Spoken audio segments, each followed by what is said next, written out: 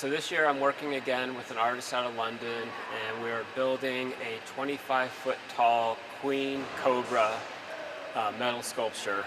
Um, she'll have a crown on her head and be about 50 feet long, and it'll be a very much climbable structure. So right now we're bending hundreds and hundreds of feet of metal tubing in order to make rings that will then be connected together to almost make a ladder with each rung the cross-sectional shape of a cobra that you'll be able to climb up onto.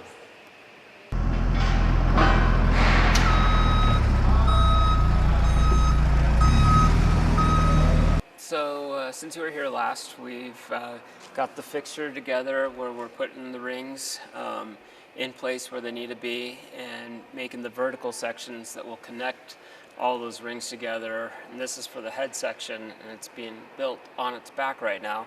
So this whole section will be rotated upright, and the head will be 25 feet off the ground. This is the underside of the head of the cobra. We're just doing scales just on the face area. So this is the underside, and then over here we have the top side of the head, and it's being built on this form so we can get the shape exactly what we need to build the cobra.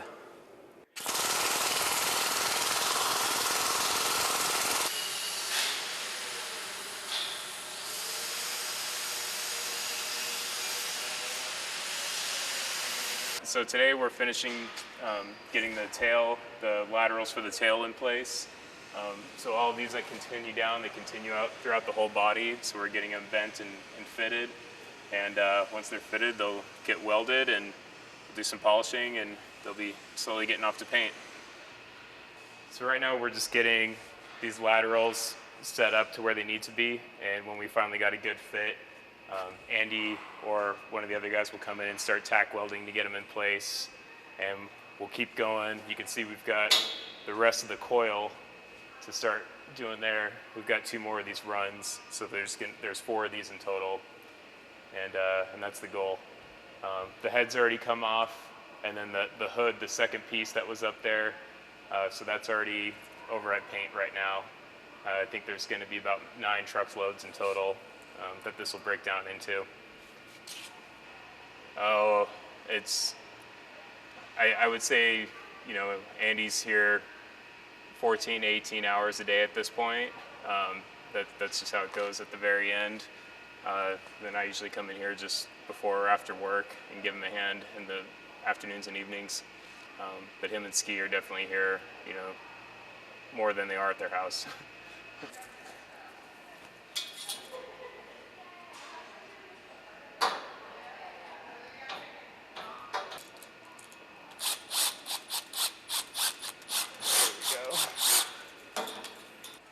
So the head and the hood are already over at paint, getting powder coated, but this is a sample of the scales that'll be coated on the head, so that's the color that the head will be.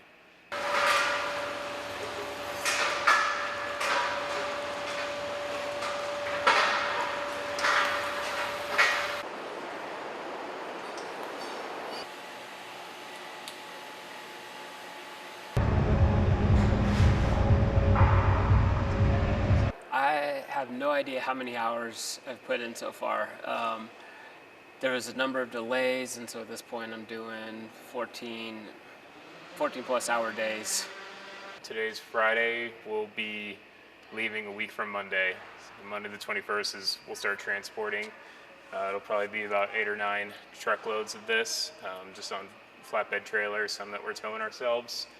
And if all transport goes well, this should be installed by Wednesday is our goal before the festival. It's going to be a 40-foot long coyote skeleton laid out, curled into a 12 by 12 circle.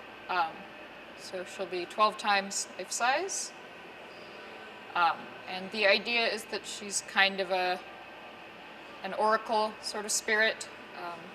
Symbol of resilience, kind of peace, and that you'll survive whatever horrible traumas are thrown at you. So this is her.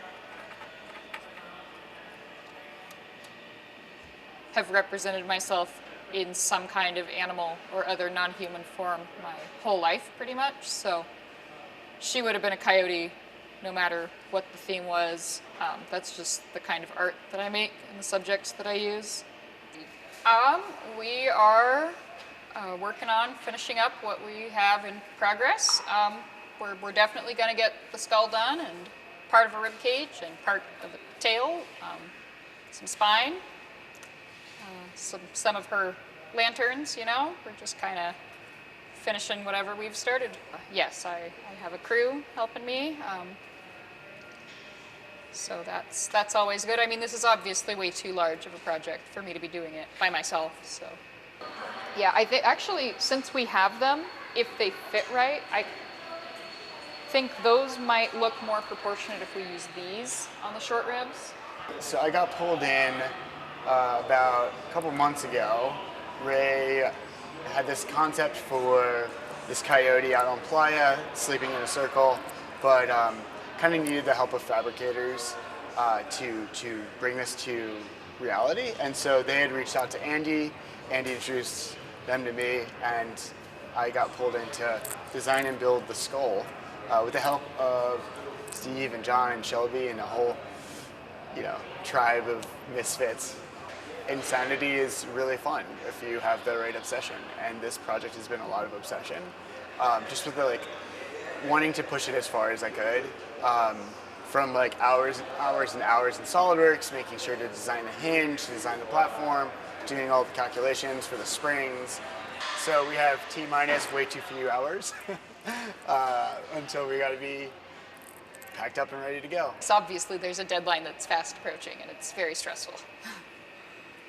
So we're building platforms like this one that the cranium is on right now, that will be forkable, and we're going to be mounting some of the pieces to the platforms, and they'll be trailered, mounted to the platforms, and then forked off the trailer onto the playa, and then there will be some assembly happening with some of the pieces like the rib cage that will happen there. When it gets to be a community project, it doesn't feel like you're pouring hours in this solitary goal of building this one thing. It feels like you are so it becomes a magnet for community, right? Like a lot of people see this project, get excited about it, get drawn to helping work on it, and so it's become the connection point between this wonderful little community of people.